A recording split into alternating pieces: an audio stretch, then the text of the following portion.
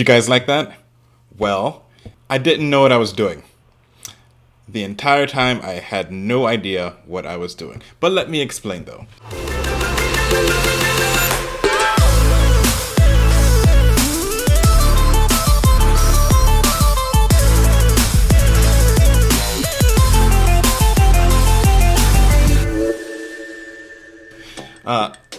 What's good, y'all? My name is Michael Montague. This is part of a series of videos where I'm kind of putting out of my. This is part of an older series. No, this series or. All right, so the video that you just saw was done a long time ago. It was done when I really didn't know what I was doing, and quite frankly, there's a story behind it. And I'm putting out all of this older work that I've been doing, almost like a time capsule, just to have it and just for the posterity of it. But then there's another aspect where I kind of want to show if everything goes according to plan and I'm able to just jump into videography full time in the way that I want to, this can be like a stepping stone for people to see that, hey, you know, you don't have to start off amazing. There's growth, right? There's progress in what you do. I want to tell you the story behind this video. If you thought it was good, fantastic, thank you very much. If you thought it was bad, that's fine. It was my very first video with a camera that I had no idea how to use. Back in February, I decided to do videography. I had a big push from family and friends saying that, hey, you know, you have a bit of a talent in this, how about you explore it? So I decided to do that. But I didn't just jump in right away. I started with my phone. I did a lot of stuff with my phone and I tried to get familiar and comfortable with that, because a lot of creators and a lot of people that I've seen on the internet say, hey, use your phone, use the camera that you have, and that camera is usually the one that's in your pocket. So I use my iPhone for a lot of things. Because a lot of my videos with the iPhone was starting to gain a bit of traction, a friend reached out and was like, hey, you know, I'm gonna do a music video, can you film? And I'm like, sure. But I knew I couldn't do that on my phone. I could try. It was a good time for me to jump in and get a camera, especially since this was a paid gig. So I'm like, hell yeah, gonna do it, gonna get me a camera. A friend of mine at work was like, hey bro, I got a camera, I'm selling mine, do you want it? How much? It's for $1,500. The camera was a Sony A6300, came with two lenses. The Sigma came with the, okay, so you know what? I'll put the information down below. I don't know lenses like that off the top of my head. I just have lenses. I know one's a 35mm with a f-stop of what, 1.4, 1.2, something like that. And another one is a Sigma zoom lens that goes from 18mm all the way up to 105. So yeah, bought the camera from him. And shortly after that, right, I joined the full-time filmmaker group. In that group, they were holding a competition, and I decided, hey, you know, it would be really cool to just continue to shoot, get practice. Let me join this competition. Best case scenario, I win and I get $500. Worst case scenario, I just get experience.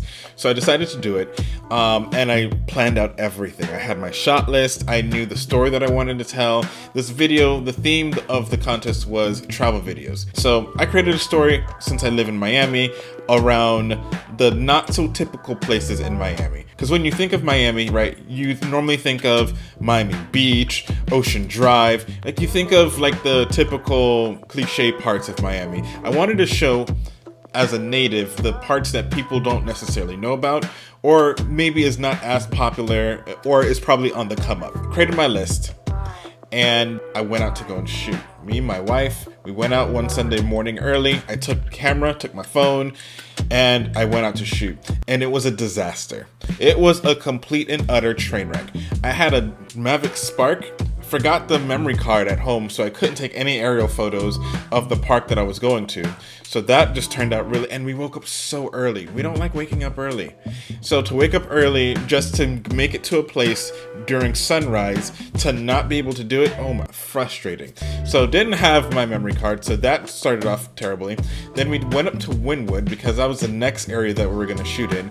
But the camera that I had, the Sony A6300, prior to that, I had never really used it. I turned it on once or a few times to make sure that it was working, figure out how to zoom and zoom out, like just small minor things, but I didn't really know how to work it. I didn't know how to work the aperture. I didn't know how to work the shutter speed. So everything just came out bad. It was just, it was frustrating. It was frustrating. I was mad that day. I was in my feelings.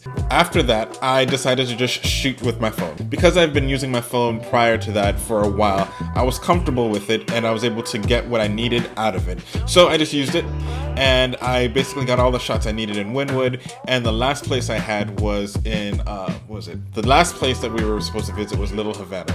That place is pretty cool. I couldn't use the Sony A6300. I tried again. Now at this point I think I only had 2 batteries. No, I only had 1 battery. I had 1 battery at the time and that battery was dying. So I just gave up on it. I gave up on it and I decided to just use my cell phone again. Now it's like the middle of the day, it's hot. I just wanted to go home. I wanted to eat. I was hungry. So we decided to go into a restaurant. This restaurant was 2 weeks old. My wife found out. She's like, yeah, you know, this place is actually pretty new. There's a sign over there that says they just opened like last week or something. So maybe you can do something with it. She knew that I wanted to do like food videos and like restaurant videos, basically type branding videos. Even though I've done nothing like that ever before, I wanted to step into it and see how it would feel, what it was like. I guess this was a good place to start. This place had a very minimal social media presence, and it was a good candidate for me to at least offer a free video. Okay, so up until this point, I've only been using my iPhone for the entire day because my DSLR was just cutting up. But for some reason, I decided to just jump out on a limb and decided to ask, hey, you know, do you want a promo video? Like, I'm a videographer. I had to kind of just put myself out there, even though I know I sucked. What was the worst that could happen, right? I gave them a free video. They can either take it or they can leave it, right? So I did. And they actually took me up on my offer. They're like, yeah, sure. You can come in the back. We'll talk to the owner, see if it's cool with him. Everything's checked away. So I'm like, all right, let me get my camera. Remember, again, I sucked with it and the battery was about to die. So I had to work quickly.